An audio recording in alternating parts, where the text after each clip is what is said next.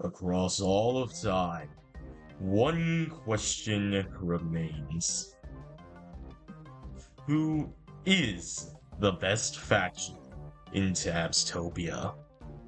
Ladies and gentlemen, welcome, one and all, to the Faction War, a round-robin tournament seeing all of these 7-unit factions pitted up against each other to see which one takes it on top.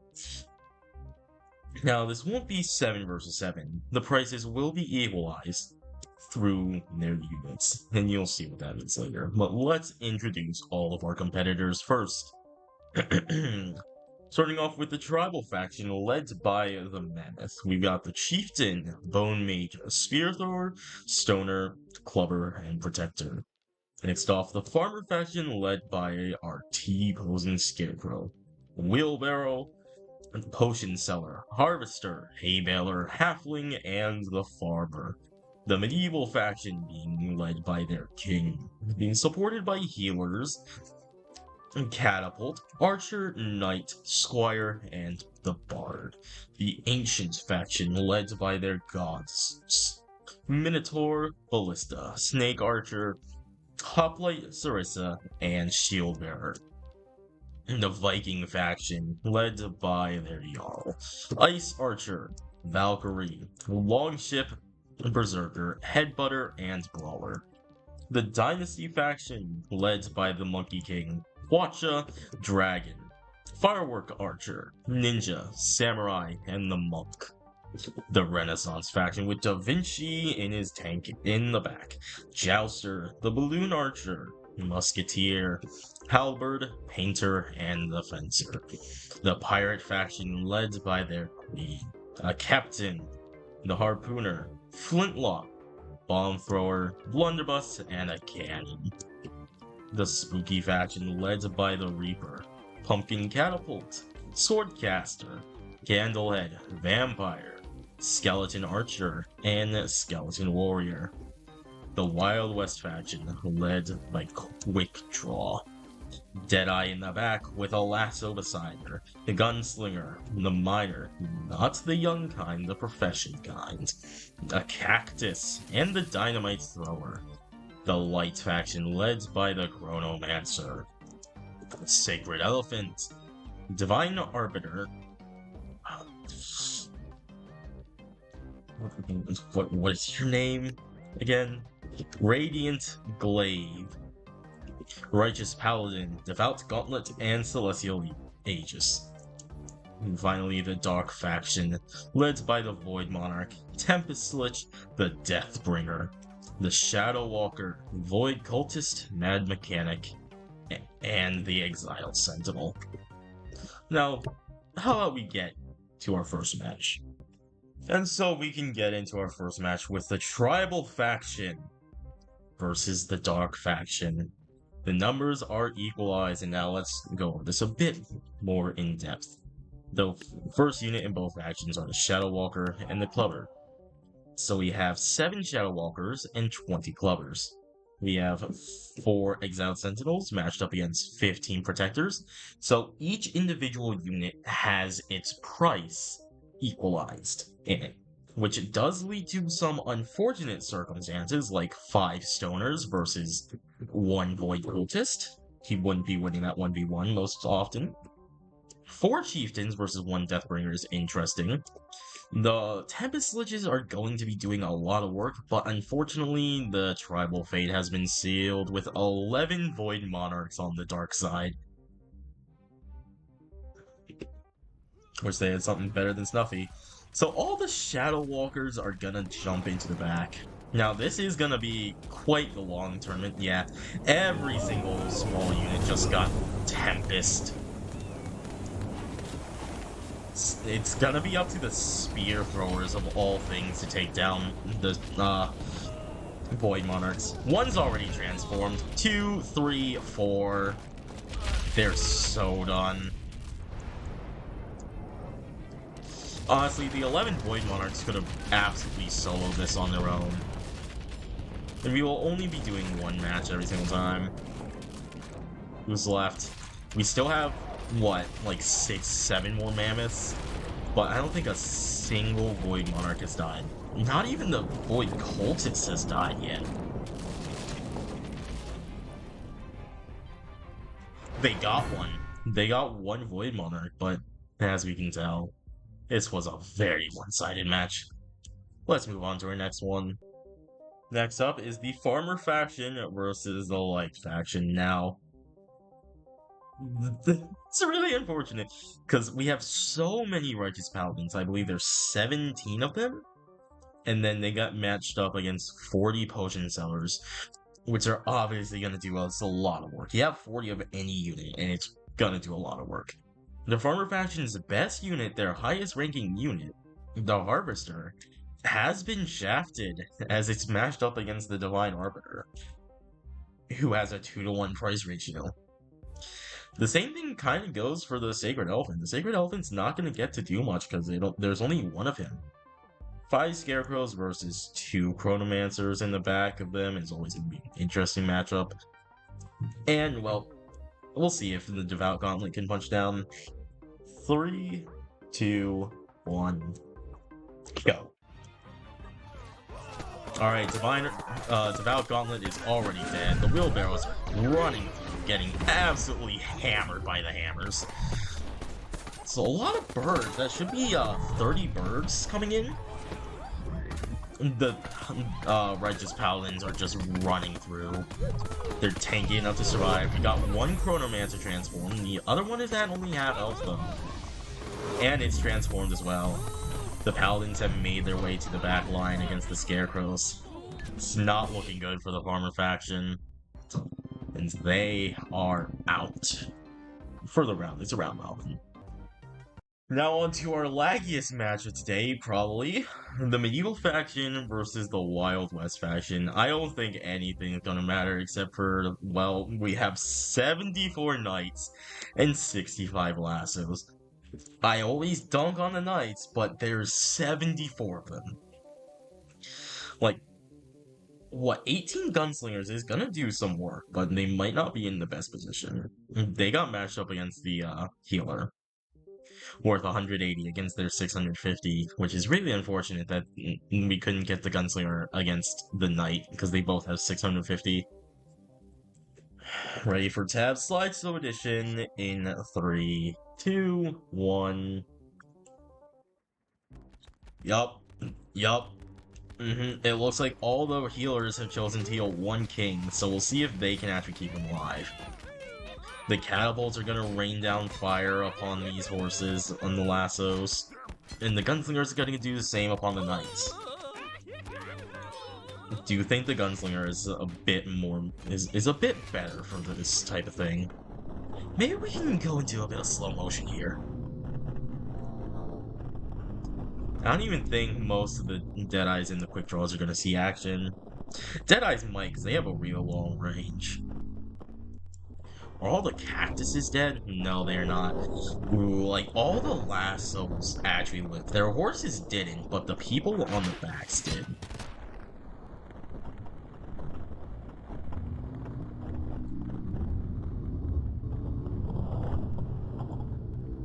Another catapult volley coming down. Looks like we have lost, what, 2, maybe, yeah, 3 catapults already, which isn't good. We haven't lost any Deadeye. Any gunslingers? Yeah, we have lost a few gunslingers. 6 gunslingers.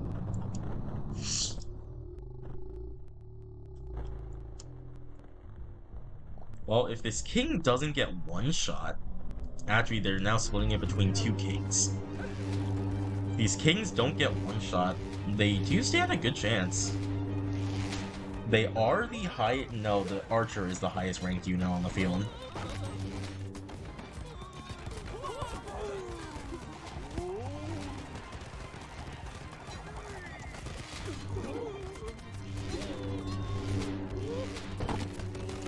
The healer pack is moving forward. The cactus are down. That means the archers can start raining down fire upon them, upon the Western faction.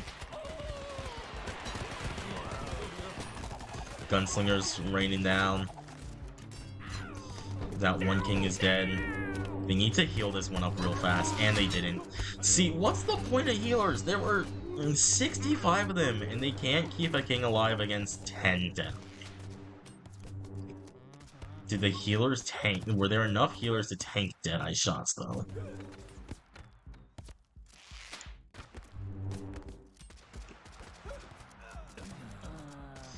Deadeyes are dropping, but the archers are dropping faster. Hello, Annie Wolf. That's right, this is all streamed on Twitch, by the way. So with the Western faction taking it, let's move on to our next match. And our next match in the faction war is going to be the Ancient faction versus the Spooky faction. Now, one question always remains, how much work are these ballistas gonna put in? The best unit on the field, and I mean, the Ancient faction has a lot of them. They'll one-shot anything on the field, including their own team. Minotaurs are already down. Reapers down. Pumpkin Catapult down. A few of the Reapers are down. Not all of them. Zeuses are all bunched up. Miss with the catapults. Now it's not fair.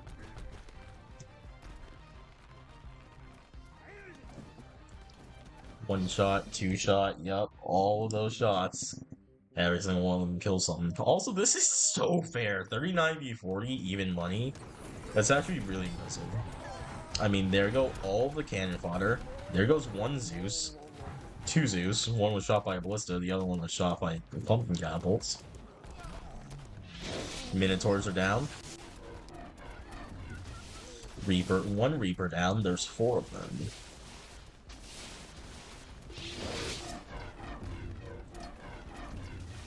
All Reapers down. Now it's just one Swordcaster and one Pumpkin Catapult remaining. Well, this is definitely going to be a big factor later on. But that is going to be a 2-0 dub for the Ancient faction. Next up is going to be the Viking faction versus the Pirate faction. About our Flintlock, then we have a 1v1 between the Ice Archer and the Blunderbuss. I think the biggest thing is gonna be this group of 22 bomb throwers matched up against 25 brawlers. Aside from that, you know, 3 longships is not nothing. I mean, those ores do a massively, surprisingly high amount of damage. 5 girls in the back as well. I don't think 5 girls can defeat 2 captains and 3 pirate queens, but it should help out. So 3, 2, 1, go. You got the Berserkers jumping in, you got the bombs going out first time. You got the Valkyries gonna jump in, Harpooners dragging them in. That's not the best strategy you want to employ. Bombs going out on these brawlers. Longships being used.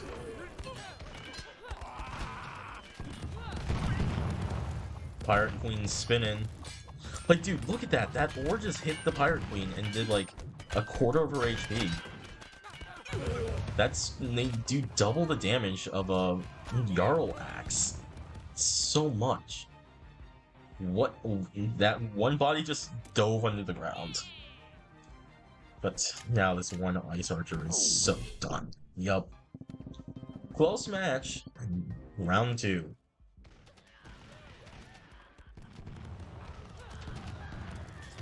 The Berserkers have already made it into the pile of bomb throwers.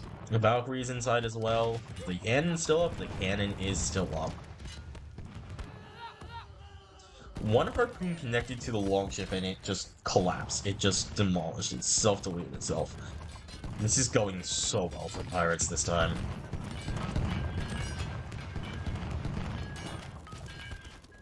I mean, their queens are dead. Yep, there goes the last queen. So it's just this one last Jarl against, well, everyone. He might be able to pull it off, and Rage is a funny thing. He did not pull it off.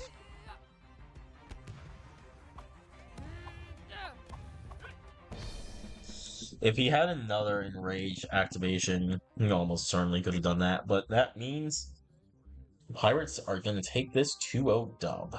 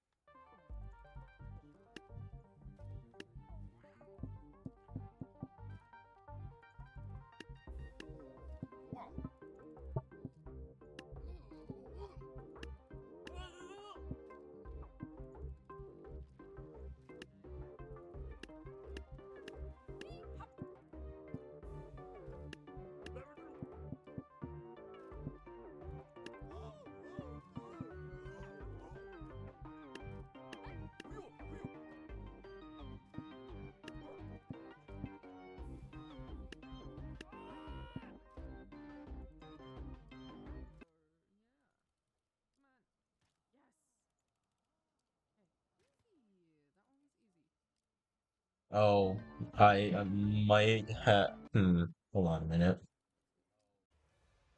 And then our last matchup in round one is going to be Dynasty versus the Renaissance faction. Now, we have some very important things. We got two watches in the back, and watches can one-shot everything here on the field, or potentially a whole lot more. I mean, if the two of them focus their fire on the Da Vinci tank in the back, that Da Vinci tank is for sure done. Monkey Kings are a bit of a coin flip for if they're going to be great or bad. And then, dragons are the be all end all of campaign levels, so they should do fairly well here if they aren't sniped instantly. Or killed by their own watches. Ran over by the jousters? Nope, that didn't work, so now the dragons just get to march unimpeded. Except for their own team. And the Da Vinci tank. Never mind. Yeah, the Da Vinci tank's already dead. This was a slaughter.